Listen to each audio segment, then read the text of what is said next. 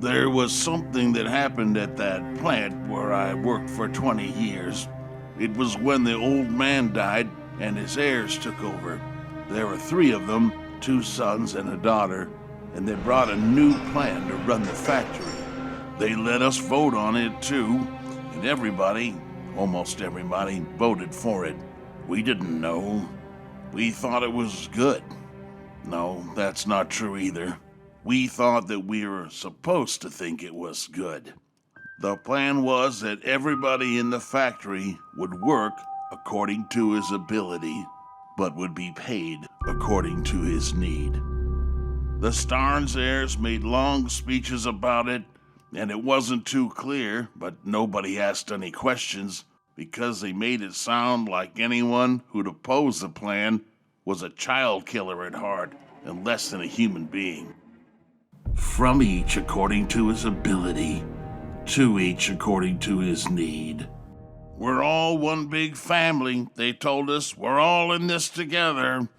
But you don't all stand working in a acetylene torch 10 hours a day together, and you don't all get a bellyache together.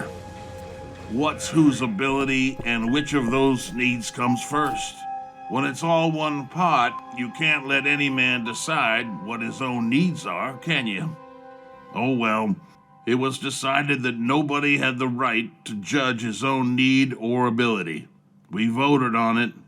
Yes, ma'am, we voted on it in a public meeting twice a year. How else could it be done? Do you care to think what would happen at such a meeting? It took us just one meeting to discover that we had all become beggars. Rotten, whining, sniveling beggars, all of us, because no man could claim his pay as his rightful earning. He had no rights and no earnings. So he had to beg in public for his relief from his needs, like any lousy moocher, listing all his troubles and miseries down to his patched drawers and his wife's head colds, hoping the family would throw him the alms. He had to claim miseries because it's miseries, not work, that had become the coin of the realm. But that wasn't all. There was something else that we discovered at the same meeting. The factory's production had fallen by 40% in that half year. So it was decided that someone hadn't delivered according to his ability. Who?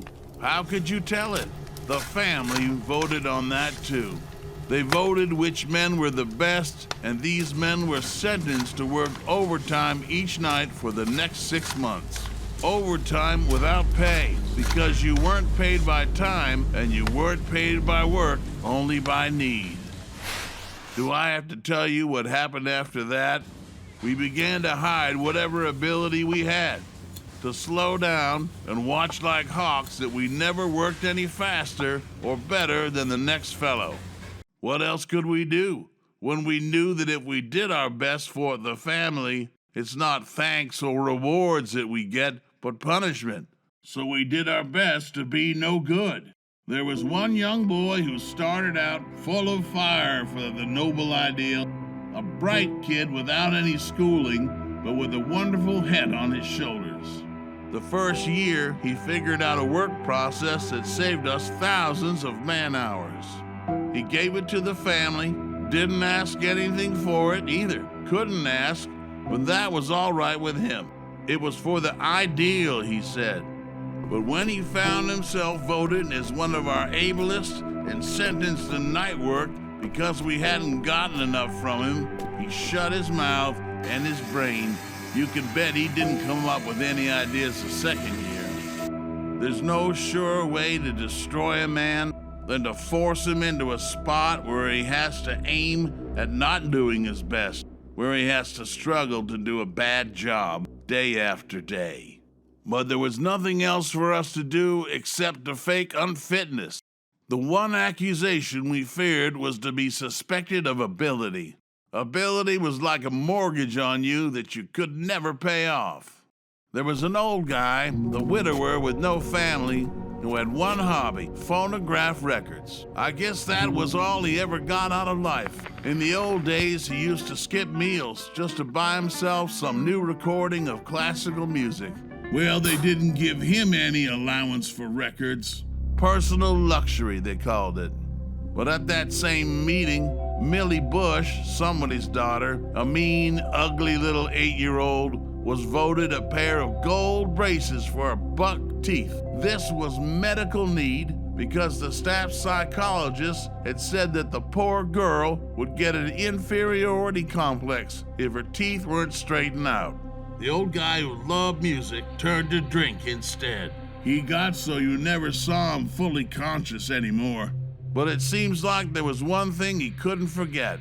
One night, he came staggering down the street, saw Millie Bush, swung his fist, and knocked all her teeth out.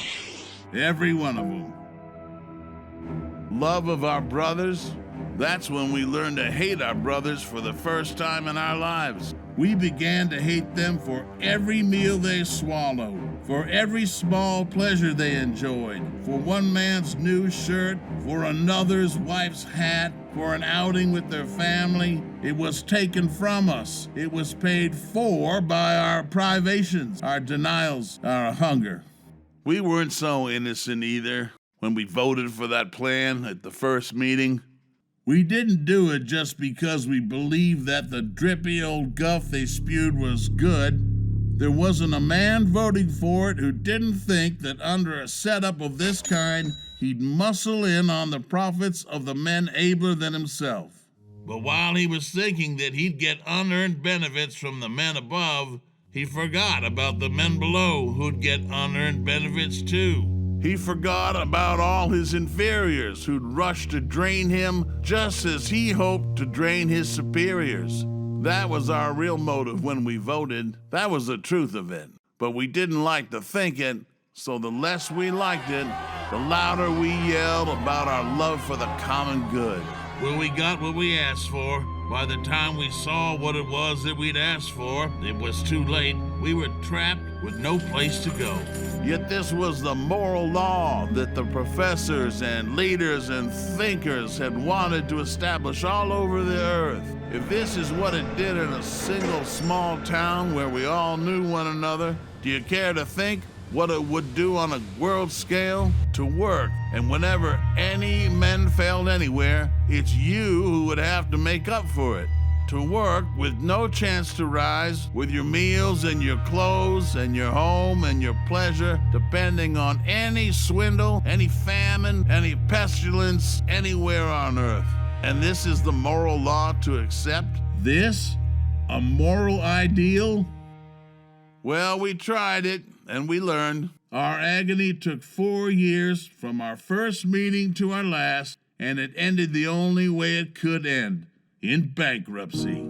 At our last meeting, Ivy Starnes was the only one who tried to brazen it out. She made a short, nasty, snippy little speech in which she said that the plan had failed because the rest of the country had not accepted it, that a single community could not succeed in the midst of a selfish, greedy world, and that the plan was a noble ideal, but human nature was not good enough for it. A young boy, the one who'd been punished for giving us a useful idea in our first year, got up as we all sat silent and walked straight to Ivy Starnes on the platform.